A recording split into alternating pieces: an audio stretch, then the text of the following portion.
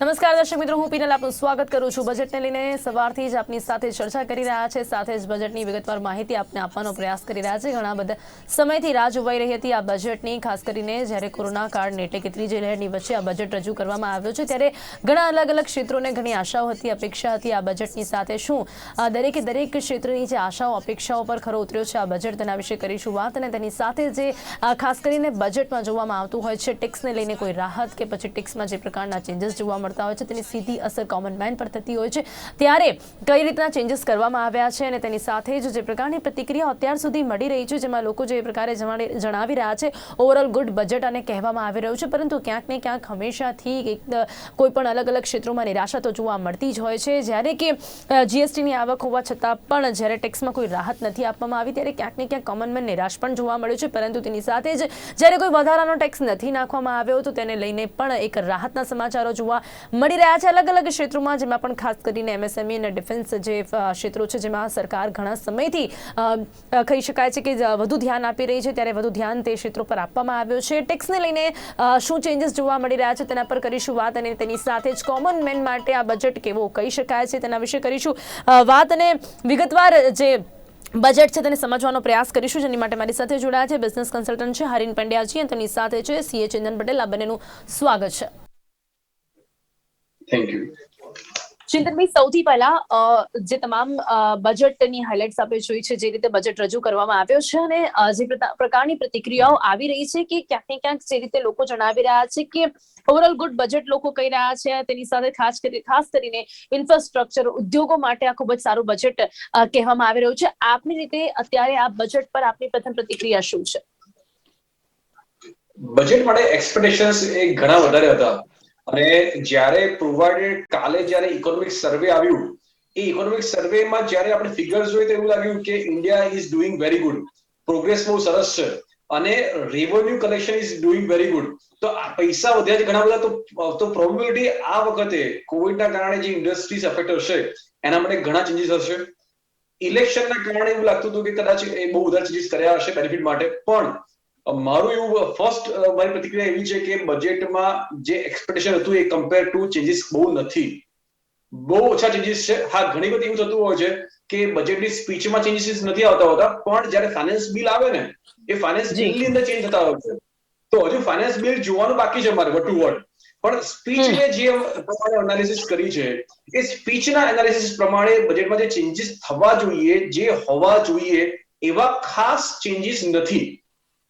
જી, એટલે કેવા પ્રકારના ચેન્જીસની એક્સપેક્ટેશન્સ હતી ચિંતનભાઈ? કેવા પ્રકારના ચેન્જીસની એક્સપેક્ટેશન્સ આપને લાગી રહી હતી ને જે ચેન્જીસ નથી કરવામાં આવ્યા? પહેલો પોઈન્ટ મને એવું લાગે છે કે જે ઇન્ડસ્ટ્રી કે સેક્ટર્સ અફેક્ટેડ છે, સિવિયરલી ઇમ્પેક્ટેડ, જેમ કે ટ્રાવેલ, ટુરિઝમ, હોસ્પિટલ ઇન્ડસ્ટ્રીઝ, એના માટે સ્પેશિયલ કોઈ કન્સેશન યા સ્પેશિયલ સેક્ટર માટે પેકેજની મારી એક્સપેક્ટેશન હતી, જે આમાં ક્યાંય મને દેખાઈ નથી। હા, જનરલ લેવલ પર એ બજેટ એલોકેશનમાં એ લોકોએ ટુરિઝમ કર્યું છે, પણ ટેક્સની અંદર special sector specific changes, sector specific concession એ નથી। વન સેકન્ડ જી, વેરી એમ તો ઇમ્પોર્ટન્ટ ચિંતનભાઈ આપણે એક આરોગ્યની પણ વાત કરી શકીએ, એમાં પણ ઘણી એક્સપેક્ટેશન્સ લોકોને હતી કે ત્યાં પણ કોઈ મોટા એવા ચેન્જીસ કે પછી કોઈ રાહતના સમાચારો મળી શકે છે। સૌથી વધારે પેન્ડેમિક સિચ્યુએશનમાં લોકોને એવું હતું કે ક્યાંક ને ક્યાંક આરોગ્ય ક્ષેત્રમાં કોઈ વધુ રાહતના સમાચારો સાંભળવા મળી શકે છે, પરંતુ ક્યાંક એવું કંઈ આ બજેટમાં જોવા નથી મળ્યું।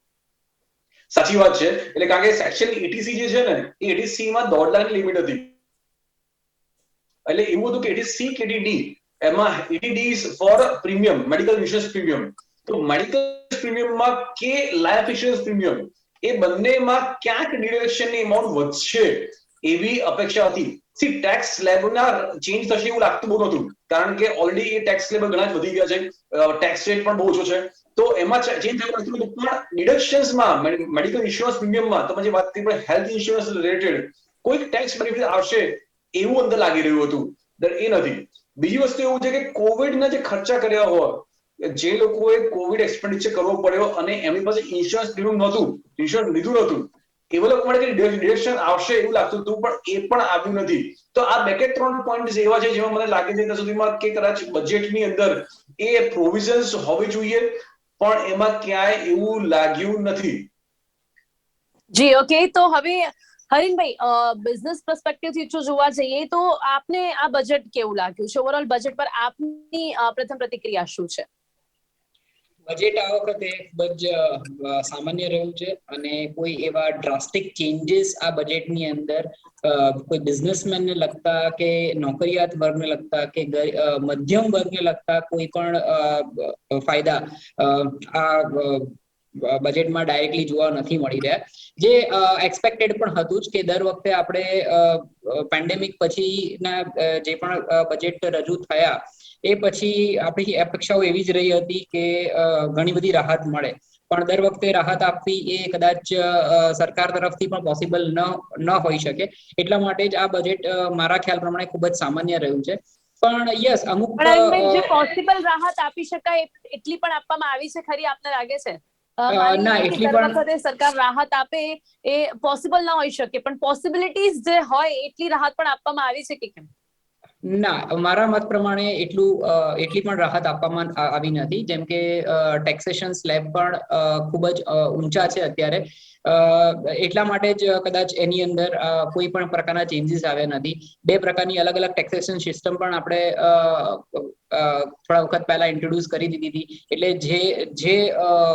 જે વ્યક્તિને, જે ટેક્સ પેયર છે, એને કયા ફોર્મ્યુલામાં એને પોતાનો ટેક્સ પે કરવો છે એ પરથી જ પોતાનો ટેક્સ પે કરી શકે. એટલે મિનિમમ ટેક્સ પે કરી શકે એ રીતે એ પોતાનો ટેક્સ પે કરતો હતો. એટલે એમાં પણ કોઈ દેખીતી કોઈ રાહત આપવામાં આવી નથી, એવું મારું સ્પષ્ટપણે માનવું છે. આ સિવાય બિઝનેસ રિલેટેડ જે તમે વાત કરી કે જીએસટી ની અંદર પણ કોઈ પ્રકારની એવી રાહતો આપવામાં નથી આવી. એના કારણ ઘણા બધા હોઈ શકે, પરંતુ જે ચૂંટણીલક્ષી પણ જે બજેટ કહી શકાતું હતું કે આપણે પહેલા પણ જે ચર્ચા કરી એની અંદર પણ આપણને એવું લાગતું હતું કે ચૂંટણીને અનુરૂપ કોઈ એવા સલાહ સૂચન ગણકારવામાં આવશે અને જે ચૂંટણી શાસિત પ્રદેશો જે છે ત્યાં આગળ ઘણી વધારે રાહત મળશે. પરંતુ અહીંયા આપણે એક વાતનો ઉલ્લેખ કરવો એ પણ જરૂરી છે કે કેન્દ્ર સરકારની એક અલગથી પણ ગાઈડલાઇન્સ હતી કે ચૂંટણી પંચની પણ એક અલગથી ગાઈડલાઇન્સ હતી કે ચૂંટણી શાસિત પ્રદેશોમાં એવા કોઈ પ્રકારના તમારે પ્રલોભન થાય એવા સૂચનો ન કરવા બજેટની અંદર. એટલા માટે એ પણ જોઈ શકાય છે કે એવા કોઈ ડ્રાસ્ટિક ચેન્જીસ આ બજેટની અંદર આવ્યા નથી. અને ઓવરઓલ આપણે જો જોવા જઈએ એઝ અ બિઝનેસ પર્સપેક્ટિવ આપણે જોવા જઈએ તો બિલકુલ એ કહી શકાય કે જે બિઝનેસમેન હતા એમને મહદઅંશે એવું લાગતું હતું કે જીએસટી ની અંદર કોઈક જગ્યાએ રાહત મળે. ઇનપુટ ક્રેડિટ કે ડાયરેક્ટ ટેક્સમાં પણ એમને કઈક જગ્યાએ રાહત મળે એવી અપેક્ષાઓ હતી. પરંતુ ગ્રોથ દર જે આપણે ગઈકાલના જ રિપોર્ટ્સમાં જોયો 8.5% ની અપ્રોક્સ જે આવ્યો છે, તો એ પ્રમાણે જોતા એવું લાગી રહ્યું છે કે ડાયરેક્ટ જીએસટી ને પણ સરકારે કોઈ એમાં રાહત આપી નથી. પરંતુ અમુક એવા સલાહ સૂચનો આ બજેટની અંદર આવ્યા છે જે નિર્મલા સીતારામનજીની સ્પીચ પરથી એવું લાગી રહ્યું છે કે ઘણા ડિટેલ ની અંદર આ બજેટને રજૂ કરવામાં આવશે. અને જ્યારે પણ આનું આપણે વિશ્લેષણ કરશું ડિટેલની અંદર, જ્યારે બજેટ આવશે ત્યારે આપણને એવું લાગશે કે અમુક પ્રકારે મધ્યમ વર્ગને ક્યાંક જરૂરિયાતો સંતોષાય એવો આભાસ થશે. પણ પહેલી નજરે જોતા આપણને એવું લાગશે કે યસ, આ બજેટ બહુ જ મધ્યમ રહ્યું છે અને કોઈ રોકેટ સાયન્સ જેવું આ બજેટ નથી રહ્યું. જી, અને ચોક્કસથી કઈ વધારે ચેન્જીસ આમાં જોવા નથી મળી રહ્યા જે રીતે લોકો જણાવી રહ્યા છે. ચિંતનભાઈ, અહીંયા જે મહત્વની વાત હમણાં કરવામાં આવી રહી છે, જે પ્રકારે અત્યારે હરીનભાઈએ પણ જણાવ્યું, કોઈ વધારાના ચેન્જીસ એટલા જોવા નથી મળી રહ્યા. આપનું શું માનવું છે કે ક્યાંક એવું લાગે છે કે કોઈ ચેન્જીસ એવા ખાસ કરીને જોવા નથી મળી રહ્યા? અને ખાસ જીએસટી ની જે રીતે વાત કરવામાં આવી તો જીએસટી ની 1.40 લાખ કરોડની ઐતિહાસિક આવક થઈ છે આ વખતે. આ કોરોના કાળમાં સૌથી વધારે આવક આમાં જોવા મળી રહી છે. અત્યાર સુધી ન થઈ હોય એટલી આવક થઈ રહી હતી. ને ક્યાંક એના કારણે જ એક્સપેક્ટેશન હતી કે ઇન્કમ ટેક્સમાં કોઈક ને કોઈક રાહત આપવામાં આવશે, છતાં પણ કોઈ રાહત આપવામાં નથી આવી. હા, એટલે આમાં કેવું, જીએસટી ના જે આંકડા જે આયા 1.41 lakh crore rupees, that is the highest. Even Nirmala Sitharaman has said in the speech કે એ highest ever from GST imposition છે. જી, એટલે જ તો ઐતિહાસિક આવક કહેવામાં આવી રહી છે આ જીએસટી ની. સોરી જી, એટલે જ તો આ ઐતિહાસિક આવક કહેવામાં આવી રહી છે આ જીએસટી ની, અને એટલા જ માટે ઘણી એક્સપેક્ટેશન્સ લોકોને હતી. સાચી વાત છે. હવે હું છે ને એક બે પોઈન્ટ જે નવા ચેન્જીસ આવે છે એના પર ડિસ્કશન કરીએ, 1 to 1 જી, કરીને. ચોક્કસ. હા, તો ફર્સ્ટ પોઈન્ટ જે ડિસ્કસ કરવા માંગુ છું એ છે કે ટેક્સ રિટર્ન રિવિઝન. એકવાર તમે ટેક્સ રિટર્ન ફાઇલ કરો ને, તો એ ટેક્સ રિટર્ન ફાઇલ કર્યા પછી ફ્રીઝ થઈ જાય. અને એ ટેક્સ રિટર્ન ફાઇલ કર્યા પછી તમારી પાસે તમારે ઇન કેસ એને ચેન્જ કરવું હોય તો એના રેક્ટિફિકેશનની પ્રોવિઝન છે. પણ રિટર્નને અપડેટ કરવાની કોઈ પ્રોવિઝન જોગવાઈ નથી. તો આ એમાં જે રાહત ગવર્મેન્ટ, આપવામાં આવી છે 2 વર્ષની. હા, એટલે આમાં શું કર્યું આપણે બજેટમાં કે તમે 2 વર્ષ આપ્યા છે. તમારું જે એસેસમેન્ટ યર હોય, સપોઝ મારું ફાઇનાન્શિયલ યર છે 2021 નું, તો અસેસમેન્ટ યર થયું મારું 21-22. તો 2 વર્ષ એટલે 2024 સુધી, માર્ચ 2024 સુધી હું મારું ફાઇનાન્શિયલ યર 2021 ના રિટર્નને હું અપડેટ કરી શકીશ. તો આ એક બહુ સારી વસ્તુ છે, જેમાં મારે ઇન્કમ ટેક્સ રિટર્નમાં કોઈ કારણસર કોઈ વાર ઇન્કમ રહી ગયું હોય તો 2 વર્ષ સુધી હું મારા ઇન્કમ ટેક્સ રિટર્નને અપડેટ કરી શકું છું. પણ એની અંદર એક્સ્ટ્રા કોઈ ટેક્સ કે પેનલ્ટી ભરવાની આવશે, પણ એ એટલી બધી નહીં હોય કે જો રહી ગયું હતું એના કારણે. તો આઈ થિંક એક પોઈન્ટ એવો છે જે બધા માટે બહુ સારો છે. કદાચ કોઈ કારણસર રહી ગયું તો ચિંતા નહીં કરવાની. 2 વર્ષ તમારી જે પણ ટાઈમ પીરિયડ ચિંતનભાઈ, જે લોકો છે કર એમાં ચેન્જ ચોરી થઈ જાય. કરતા હશે જાણે જોઈને, જે લોકો કર ચોરી કરતા હશે જાણે જોઈને, એ લોકોની માટે પણ આ જે નિયમ છે એ નિયમની એ લોકોને પણ કંઈક અસર થશે, એ લોકો પર પણ ઇમ્પેક્ટ થશે. હા, એટલે આમાં કર ચોરી જેને ફોર એક્ઝામ્પલ અમુક લોકો શું કરે કે જાણી જોઈને એ ઓછી ઇન્કમ બતાવે, વિથ ધ હોપ કે મારે 2 વર્ષ માટે વિન્ડો છે. પણ એટલા જી. માટે જ એ લોકો શું કરશે કે જો તમે પછી અપડેટ કરશો તો તમારે એક એડિશનલ ટેક્સ પે કરવો પડશે. રેગ્યુલર કોર્સમાં તમારો ટેક્સ રેટ જે હશે એનાથી તમે જો આ ફેસિલિટી લઈને તમે ટેક્સ ઇન્કમ બતાવો તો તમારે ટેક્સ થોડો વધારે ભરવો પડશે. એટલે પણ ઓબ્જેક્ટ એવો છે કે બહુ વધારે નહીં હોય, તમે ટેક્સ રિવિઝન કર્યું એટલે ટેક્સ નહીં હોય, પણ તમે જાતે વોલન્ટરી તમે ડિસ્ક્લોઝ કરો છો તો વોલન્ટરી ડિસ્ક્લોઝરને કારણે તમને કન્સેશનલ રેટ ઓફ ટેક્સ એ તમને મળશે. એ એક આ પ્રોવિઝન છે મારા પ્રમાણે કે કદાચ એનાથી વોલન્ટરી બેસિસ પર કોઈએ ઇન્કમ ડિસ્ક્લોઝ કરવી હોય તો આ એક વિન્ડો ઓપન થઈ શકે છે. જી જી જી જી હરીનજી, આ જે રાહત આપવામાં આવી છે, ખાસ કરીને જેની ચર્ચા આપણે કરી રહ્યા છીએ કે અત્યાર સુધી કોઈ પણ પ્રકારનું આ રીતનું રિફોર્મ નહોતું કરવામાં આવતું, અને હવે જે આ 2 વર્ષની રાહત ખાસ બિલેટેડ રિફોર્મ માટે આપવામાં આવી રહી છે, એને આપ કઈ રીતે જોઈ રહ્યા છો, અને એક રાહતના સમાચાર કહી શકાય છે? જી બિલકુલ.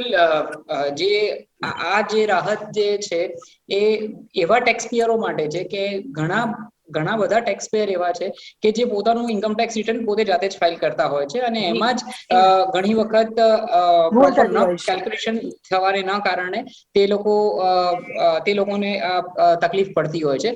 તો કદાચ મહદઅંશે એવું લાગી રહ્યું છે કે ઘણા બધા આવા ટેક્સ પેયરો આપણા ઇન્ડિયામાં છે કે જેને ધ્યાનમાં રાખીને આ જે પ્રોવિઝન છે એ કરવામાં આવી રહ્યું છે. અને ખૂબ જ સારી વાત છે કે જ્યારે પણ આ ટાઈપના અમેન્ડમેન્ટ્સ આપણે આપણા ઇન્કમ ટેક્સની અંદર જ્યારે લાવીએ છીએ ત્યારે ઘણા લોકો જે ટેક્સ નથી ભરતા, જે આપણે અહીંયા હમણાં કરચોરીની પણ વાત થઈ કે લોકો જ્યારે ટેક્સ નથી ભરતા કે ઓછો ભરે છે કે પોતાની ઇન્કમ ઓછી દેખાડે છે, ત્યારે એ લોકોને પણ એક મોટિવેશન ફેક્ટર તરીકે પણ આ વસ્તુ કામ કરશે કે જ્યારે પણ એ લોકો પોતાની ઇન્કમને રિવાઇઝ કરવા માંગે છે કે કોઈક ભૂલ થઈ ગઈ હોય કે મિસ્ટેકને લીધે કે કોઈ પણ અધર કેલ્ક્યુલેશન્સને લીધે એ લોકો પોતાના રિટર્નને જો અલગથી એને ફાઇલ કરવા માંગે છે તો એ કરી શકશે. તો બિલકુલ આ રાહતની વાત છે. સાથે સાથે જીએસટી ની આપણે જ્યારે વાત કરીએ છીએ તો ડાયરેક્ટ જીએસટી ને આપણે બિઝનેસની અંદર જે પણ આટલું જે સૌથી સારામાં સારું કલેક્શન આપણે જીએસટી લાગુ કર્યા પછી આ વર્ષે આપણે કર્યું છે, એનો મતલબ એવો નથી કે ગવર્મેન્ટ પાસે બહુ જ પૈસા છે અને ખૂબ જ મોટા પ્રમાણમાં પૈસો ગવર્મેન્ટ પાસે છે જેને લીધે આપણે રાહત એક્સપેક્ટ કરવી જોઈએ. કારણ કે આપણે એ પણ સાથે સાથે જોવું જોઈએ કે જે 2 વર્ષ પહેલા જ્યારે આપણે પેન્ડેમિકની સિચ્યુએશનમાં હતા ત્યારે ઘણી બધી રાહત કોવિડના પેકેજીસ, કોવિડના ટેસ્ટિંગ, અને એમાં એ બધું જ કરવા માટે પણ ગવર્મેન્ટ પાસે એક્સેસ ફંડ એ વખતે કદાચ આટલું સારી ક્વોન્ટિટીમાં હતું નહીં, અને છતાં પણ ગવર્મેન્ટે પોતાના બનતા પ્રયાસો કરીને આ બધા હેલ્થ ઇન્ફ્રાસ્ટ્રક્ચરને એ વખતે પણ ડેવલપ કરવા માટે ઘણા પ્રયત્નો કર્યા છે. તો આટલા મોટા માર્જિનને એટલે કે આટલા મોટા જીએસટી કલેક્શનને હું એ રીતે પણ જોઉં છું કે ઇન ફ્યુચર જ્યારે આવી કોઈ પેન્ડેમિકની સિચ્યુએશન આવે તો રિઝર્વ ફંડ તરીકે પણ કદાચ ગવર્મેન્ટ આને યુઝ કરી શકે અને જેને લીધે આપણા જે પણ ભારતના નાગરિકો છે એ લોકોનું પણ હેલ્થની દ્રષ્ટિએ અને જે લોકો અફોર્ડ નથી કરી શકતા મેઇન મેડિક્લેમ છે કે બાકીના કોઈ હેલ્થને લગતા જે ફાયદા છે એ અવેલ નથી કરી શકતા એને પણ આ પ્રકારના એક્સેસ ફંડમાંથી એમને આપણે પ્રોવાઈડ કરી શકીએ. આપણે અત્યારે જે વાત કરીએ છીએ હાજી જી હરીનભાઈ જી અત્યારે આપણે જે જોઈ રહ્યા છે કે આપણા મગજમાં પણ એક માનસિકતા એવી છે કે આ પેન્ડેમિકના 2 વર્ષ પછી મધ્યમ વર્ગના પરિવારોના કે સેલેરીડ પરિવારો જે છે એ લોકોને કોઈક રાહત યેન પ્રકારે આપવી જોઈએ. પણ આજનો જે સિનારીઓ છે એ કોવિડ પછી ઓમિક્રોન આવ્યા પછી ડેલ્ટા વેરિયન્ટ આવ્યા પછી ઓમિક્રોન આવ્યા પછી આજની તારીખની અંદર આ પેન્ડેમિક સિચ્યુએશન નથી રહી. હવે એ એન્ડેમિક સિચ્યુએશન તરફ જઈ રહી છે. મતલબ શું છે કે હર્ડ ઇમ્યુનિટી પણ લોકોમાં ડેવલપ થઈ ગઈ છે અને લોકો વર્ક ફ્રોમ હોમના કન્સેપ્ટને પણ અપનાવી રહ્યા છે. એનો મતલબ એવું નથી કે જોબ્સ જતી રહી છે અને જોબ્સને લીધે લોકોની અંદર એક ઇન્સિક્યુરિટી ફીલ થઈ ગઈ છે. ઇવન નવીનભાઈ અહીંયા તો જો આપ વાત કરી રહ્યા હો ને કે આ પેન્ડેમિક સિચ્યુએશનમાં જોબ્સની વાત કરીએ તો અમુક ક્ષેત્રોમાં અસર થઈ છે નેગેટિવ, પણ અમુક તો એવા પણ ક્ષેત્રો છે કે જે પેન્ડેમિક સિચ્યુએશનમાં બહુ વધારે હાઈ ઇફેક્ટ પર જોવા મળ્યા છે. જેમ કે આઈટી ડિપાર્ટમેન્ટની વાત કરવામાં આવે તો એમાં તો પોઝિટિવ ઇમ્પેક્ટ આપણને જોવા મળે છે. શેર માર્કેટમાં પણ આપણને આ પેન્ડેમિક સિચ્યુએશનનો પોઝિટિવ ઇમ્પેક્ટ જોવા મળે છે. એટલે ક્યાંક ને ક્યાંક એક બેલેન્સ તો થયું જ છે. એક્ઝેક્ટલી બરાબર છે. અને જ્યારે પણ કોઈ પણ પ્રકારની situation which is not beyond in our hands, એને કહેવાય ને જે કે એક્ટ ઓફ ગોડ જે કહેવાય, એવી કે જ્યારે પણ સિચ્યુએશન થતી હોય છે ત્યારે કોઈ પણ રીતે ગવર્મેન્ટ અલગ અલગ રીતે બેલેન્સ કરતી હોય છે. અને આજકાલનો જે પણ જમાનો છે એ છે ટેકનોલોજીનો જમાનો છે. એટલે પહેલાના જમાનામાં એવું હતું કે ઓફિસ જાઓ તો જ કામ થતું હતું અને ત્યાંથી જ તમે કામ કરી શકો, તમે એ કામ ઘરેથી ન કરી શકો. પણ આજકાલ તમે જુઓ છો તો દરેક વસ્તુ નહીં, નોટ ઓનલી ઇન આઈટી પણ બાકીના સેક્ટર્સની અંદર પણ વર્ક ફ્રોમ હોમ એટલે WFH નો કન્સેપ્ટ ઓલરેડી ઇમ્પ્લિમેન્ટ થઈ રહ્યો છે. અને જેને લીધે જે પણ સેલેરીડ વર્ક છે એની પણ ઇન્કમમાં ખાસો વધારો થઈ રહ્યો છે. જે એક પોઝિટિવ ઇમ્પેક્ટ આઈટી જોવા સેક્ટર મળી રહ્યો છે. લોકો વર્ક ફ્રોમ હોમમાં એટલું વર્ક બી કરી રહ્યા છે, પ્લસ ઓફિસના જવાનો ખર્ચો, ઓફિસ ઉપર વધારાનો લોડ પણ નથી આવી રહ્યો અને સાથે જ ઇન્કમ પણ વધારે થઈ રહી છે. એટલે એક પોઝિટિવ ઇમ્પેક્ટ અહીંયા જોવા મળી રહી છે. HR ના પર્સપેક્ટિવથી વાત કરીએ તો વર્ક ફ્રોમ હોમ કન્સેપ્ટની અંદર પહેલા એવું લાગતું હતું, શરૂઆતના તબક્કામાં એવું લાગતું હતું કે સેલેરી ડિડક્શન્સ આવશે અને ઘણા બધા એરિયાઝની અંદર આવ્યા પણ છે. પરંતુ ગ્રોથ થતા ગયા, આપણી ટેકનોલોજી ગ્રોથ થતી ગઈ, વર્ક ફ્રોમ હોમના કન્સેપ્ટને આપણે એક લેવલ આગળ લઈ ગયા છે. આર્ટિફિશિયલ ઇન્ટેલિજન્સ એટલે કે AI ટેકનોલોજી પર પણ આપણે કામ કરીને ઘણા સારા રિઝલ્ટ અલગ અલગ સેક્ટર્સમાં આપણે મેળવ્યા છે. અને જેને લીધે અગર HR પર્સપેક્ટિવથી વાત કરું તો ઘણી બધી કંપનીઓની અંદર એમ્પ્લોઈઝને સારો એવો ગ્રોથ પણ એક પર્સન્ટેજમાં મળ્યો છે. જે પહેલા વર્ક ફ્રોમ હોમ નહોતું અને જ્યારે ફિઝિકલ જ્યારે ઓફિસમાં જઈને વર્ક કરતા હતા ત્યારે ગ્રોથ નતો મળતો, એના કરતા વધારે ગ્રોથ એ લોકોને વર્ક ફ્રોમ હોમમાં મળ્યો છે.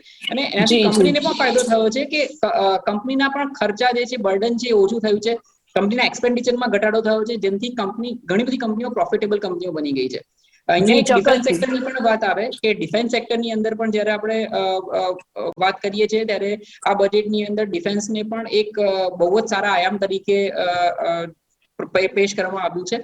અને ડિફેન્સ સેક્ટરની અંદર પણ ઘણા બધા ચેન્જીસ આવી રહ્યા છે. આ સિવાય ઇલેક્ટ્રોનિક વ્હીકલ્સ એટલે EV, ગ્રીન એનર્જી, આની પર પણ ઘણી બધી અલગ અલગ વાતો થઈ અને ઘણા બધા સ્ટાર્ટઅપ અને ઇનોવેશન્સને આ બજેટની અંદર આવરી લેવામાં આવ્યા છે. નો ડાઉટ ઇમિડિયેટ નહીં પણ લોંગ ટર્મ ઇફેક્ટની અંદર જ્યારે જો આ બજેટને જોવામાં આવશે તો ગ્રીન એનર્જી અને EV related electronic vehicle related જેટલી પણ નિર્મલા સીતારામણે પણ અહીંયા જણાવ્યું છે કે 25 વર્ષ માટેની વાત અહીંયા કરવામાં આવી છે અને તે માટેનો પાયો અહીંયા મૂકવામાં આવ્યો છે આ બજેટમાં, જેવું તેઓ જણાવી રહ્યા છે. ચિંતનભાઈ, પરંતુ શું આપને ખરેખર લાગી રહ્યું છે કે આ લોંગ ટર્મ ઇમ્પેક્ટ જોવા મળશે અત્યારે જે રીતના ચેન્જીસ કરવામાં આવ્યા છે, 25 વર્ષ માટેનો જે પાયો મૂકવામાં આવ્યો છે? અને તેની સાથે કોમન મેનની જે વાત કરવામાં આવી છે, અહીંયા આપણે જે વાત કરી રહ્યા છીએ કે ચોક્કસપણે એક આશા હતી કે ટેક્સમાં કોઈ રાહત નથી આપવામાં આવી, પરંતુ તે સાથે એક વાત એ પણ છે ચિંતનભાઈ કે કોઈ પણ જે ડાયરેક્ટ ટેક્સ છે તે કોઈ વધારાના કોઈ ટેક્સીસ નાખવામાં પણ નથી આવ્યા. તો એક રાહતના સમાચારો પણ જોવા મળી રહ્યા છે કે કોઈ પણ લોડ નથી આપવામાં આવ્યો કોમન મેન પર. બરાબર છે. આમાં કેવું છે કે બંને સાઈડ છે. એક સાઈડ એવું છે કે કોઈ રાહત નથી આપી, બીજું એ છે કે ભાઈ વધારે ટેક્સ નથી કર્યો એટલે આપણે રાહત આપી દીધી, ઇનડાયરેક્ટલી રાહત મળી ગઈ છે. પણ આમાં છે બે કે ત્રણ નવા જે ચીજ આવે છે હું અત્યારે કવર કરવા માંગુ છું. એક પહેલો પોઈન્ટ એવું છે કે લિટિગેશન જે છે ને એ બહુ ખરાબ છે, કારણ કે number of years four which cases go on is very high. એટલે લિટિગેશન્સ એ ઇન્કમ ટેક્સ ની અંદર ઓછું થાય એના માટે એક પ્રોવિઝન એવી ચેન્જ કરી છે કે જ્યારે પણ મારા કેસની અંદર કોઈ ક્વેશ્ચન ઓફ લો હોય કે જ્યાં આગળ કોઈ ઇન્ટરપ્રિટેશન ઇશ્યુઝ છે અને એ interpretation issue already same interpretation issue એ હાઈકોર્ટમાં કે ઉપર એ ચાલતો હોય, તો એ કેસમાં ડિપાર્ટમેન્ટ મારી સામે અગેન અપીલ નહીં જતા નથી, કારણ કે already same kind of cases, મારો જે ઇશ્યુ છે એ હરિન્દ્રનો ઇશ્યુ છે, એ તમારો ઇશ્યુ છે, ત્રણ જણ કેસ લડે, ત્રણ જણની અંદર ડિપાર્ટમેન્ટ બધા ઇન્વોલ્વ થાય, હાઈકોર્ટમાં લડે, એક જણ સુપ્રીમ કોર્ટ લડતો હોય, તો સેમ ઇશ્યુઝ ની અંદર 100, 200, 500, 1000, 2000 કેસીસ અક્રોસ ઇન્ડિયા લડતા હોય છે. તો એ ના થાય, એમાં અનનેસેસરી કોર્ટનો ટાઈમ વેસ્ટ ના થાય એટલા માટે ડિપાર્ટમેન્ટ એ આવા કેસમાં અપીલ નહીં કરે ઓર અપીલ ડિફર કરશે જ્યાં સુધી હાયર કોર્ટનો ચુકાદો નહીં ત્યાં સુધીમાં. તો આ એક સારી વસ્તુ છે જ્યાં આગળ લિટિગેશન્સ ને ઓછું કરવો, કેસીસનો નિકાલ ફાસ્ટ થાય એટલા માટે મોસ્ટ ઇમ્પોર્ટન્ટ એક જ છે કે અનનેસેસરી આ જે લિટિગેશન સિસ્ટમને આપણે મિસયુઝ ના થાય, તો એનો આ એક વસ્તુ પોઈન્ટ છે. સેકન્ડ પોઈન્ટ હું કવર કરવા માંગુ છું અહીંયા, એ છે એલટીસીજી, લોંગ ટર્મ કેપિટલ ગેઇન. તો આપણને ખ્યાલ છે કે લોંગ ટર્મ કેપિટલ ગેઇન ની અંદર લિસ્ટેડ કંપનીના શેર સિક્યુરિટીઝ હોય તો એમાં સરચાર્જ એ 15% થી વધારે ના હોય. પહેલી વસ્તુ એ છે કે ટેક્સ રેટમાં કોઈ ચેન્જ નથી. ઘણા લોકોને અત્યારે એવું છે કે ભાઈ લોંગ ટર્મ કેપિટલ ગેઇનના ટેક્સ રેટ ચેન્જ થયા છે, એમાં કોઈ ચેન્જ નથી. લિસ્ટેડ કંપની હોય કે અનલિસ્ટેડ કંપની હોય, કેપિટલ ગેઇન ટેક્સ રેટમાં કોઈ બદલાવ કરવામાં આવ્યો નથી. પણ જે ચેન્જ આવ્યો છે એ છે કે સરચાર્જ જે છે ને in case of unlisted company, જે શેર્સ અને બીજી વસ્તુ અનલિસ્ટેડ હોય અને એમાં સરચાર્જ એ 37% સુધી જઈ શકે છે base on the income of individual. જેમ કે અહીંયા કોર્પોરેટ ટેક્સ પર પણ સરચાર્જ હવે 7% કરવામાં આવ્યો છે. કોર્પોરેટ ટેક્સ નો જે સરચાર્જ છે આપણે એ વાત પછી લઈએ છીએ અત્યારે, પણ આમાં આ જે ઇન્ડિવિજ્યુઅલ ટેક્સ ની અંદર છે કે જેનું ઇન્કમ 1 થી 2 કરોડ વચ્ચે હોય એને સરચાર્જ 15% હોય છે, અને 2 થી 5 કરોડ 25% છે, અને 5 કરોડ થી ઉપર સરચાર્જ 37% છે. આ જે સરચાર્જ 37% સુધી જઈ શકે છે ને એમાં રાહત આપી છે. એનો અર્થ એ થયો કે જો તમારી સિક્યોરિટીઝ તમે જે અનલિસ્ટેડ હોય છતાં પણ તમારો લોંગ ટર્મ કેપિટલ ગેઇન ની અંદર સરચાર્જ એ 15% થી વધશે નહીં, એ પ્રકારનો આમાં ચુકાદો, એ પ્રકારની આમાં પ્રોવિઝન મૂકી છે. અને ત્રીજો એક પોઈન્ટ હું કવર કરવા માંગુ છું, જે પણ એ સ્પીચમાં મેડમે કવર કર્યો હતો કે એજન્ટ હોય, જ્યાં આગળ એજન્ટ હોય અને પ્રિન્સિપાલ કોઈ બેનિફિટ આપતો હોય અને જો ડ્યુરિંગ ધ યર 20,000 રૂપિયાથી વધારે એ બેનિફિટ ચૂકવ્યો હોય તો એ કેસમાં ટીડીએસ ની પ્રોવિઝન એ ઇન્ટ્રોડ્યુસ કરી છે. એના અગેન કાયદા જે છે એ આપણે જોવાના બાકી છે ડિટેલમાં, પણ આ એક અગેન એનો ઓબ્જેક્ટિવ એવું લાગે છે કે એજન્ટને જે પેમેન્ટ થયા છે એ પેમેન્ટ પર કોઈ રીતના એના રિપોર્ટિંગ મળી શકે ગવર્નમેન્ટને, જેનાથી કોઈક નોન કમ્પ્લાયન્સીસને એ ટ્રેક કરી શકે, એ હેતુથી એજન્ટની કેસમાં 20,000 વધારે હોય તો એમાં કર્યું છે. જી ચોક્કસથી. અને સમય થોડો ઓછો છે પરંતુ વધુ મહત્વની એક વાત ઉપર ભાર મૂકવો જરૂરી છે અરવિંદભાઈ, ક્રિપ્ટો કરન્સી કે જેને હવે ટેક્સ હેઠળ લાવવામાં આવી રહ્યું છે, વર્ચ્યુઅલ ડિજિટલ એસેટની જે વાત કરવામાં આવી છે એની સાથે જ આરબીઆઈ બ્લોકચેન મારફત પોતાની ડિજિટલ કરન્સી લાવશે. અને અહીંયા એવું કહી શકાય કે જે ક્રિપ્ટો કરન્સી પર જે ભાર મૂકવામાં આવ્યો છે તેને લઈને શું કહી રહ્યા છો? ડિજિટલ એસેટ ઉપર થતી જે કમાણી છે તેના પર 30% ટેક્સની પણ વાત કરવામાં આવી છે. થોડો સમય ઓછો છે પરંતુ આ વાત ઉપર ભાર મૂકવો ખૂબ જ જરૂરી છે.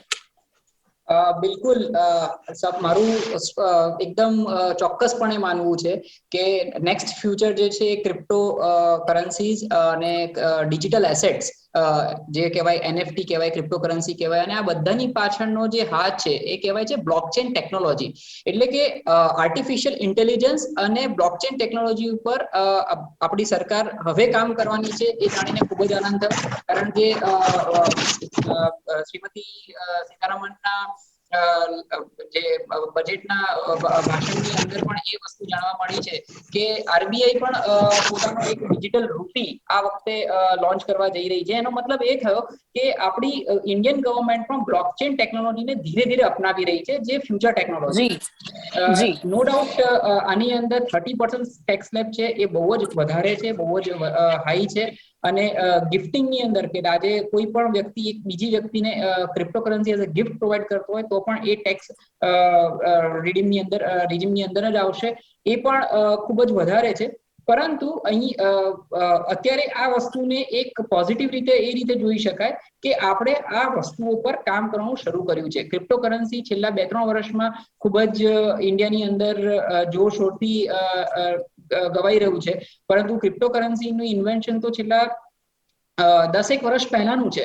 તો એસા જોવા જઈએ તો વર્લ્ડની અંદર હજી આપણે ક્રિપ્ટોકરન્સીની અંદર પાપા પગ ભરી રહ્યા છે, રાઈટ? પરંતુ આ પ્રકારના પરંતુ જ્યારે હવે પણ તેમાં આગળ સ્ટેટમેન્ટ્સ વધવું પણ જરૂરી છે અને તેને લઈને ઘણી બધી બરાબર છે. વખત અસમંજસની પરિસ્થિતિ પણ જોવા મળતી હોય છે. કારણ કે જ્યારે ભારત દેશની વાત હોય ત્યારે ક્રિપ્ટોકરન્સીને લઈને ઘણા એવા સમાચારો પણ સામે આવતા હોય છે, ખાસ કરીને જેને લઈને અસમંજસની પરિસ્થિતિ ક્રિપ્ટોકરન્સીને લઈને ઊભી થતી હોય છે. જો કે હવે ક્રિપ્ટોકરન્સીને ટેક્સ અંતર્ગત લાવવામાં આવશે તે પ્રકારની જાહેરાત પણ અહીંયા કરવામાં આવી છે, જેથી કરીને અહીંયા ક્યાંક લોંગ ટર્મ આપણે જો વાત કરવામાં આવે તો આગળ જઈને ક્યાંક ને ક્યાંક આપણે પણ બીજા અન્ય દેશોની જે ક્રિપ્ટોકરન્સીની સાથે આગળ વધી શકીએ છીએ એવું પણ કહી શકાય છે, ક્યાંક ફાયદો થઈ શકે છે. એવી મહત્વની ઘણી બધી જાહેરાતો તેને લઈને પણ કરવામાં આવી છે. હવે સમય અહીંયા સમાપ્ત થાય છે અને ખાસ કરીને ઘણી એવી બાબતો છે કે જેના પર ભાર મૂકવાનો પ્રયાસ કર્યો છે અને તેની સાથે જ વધુ એવી બાબતો પર ભાર મૂકતા રહીશું, તેના વિશે આપની સાથે વાત કરતા રહીશું. પરંતુ હાલ અહીંયા ચર્ચાને સમાપ્ત કરીએ છીએ. અમારી સાથે જોડાયા રીતે આપનો ખૂબ ખૂબ ધન્યવાદ. ચિંતનભાઈ, આપનો પણ ખૂબ ખૂબ ધન્યવાદ. Thank you so much.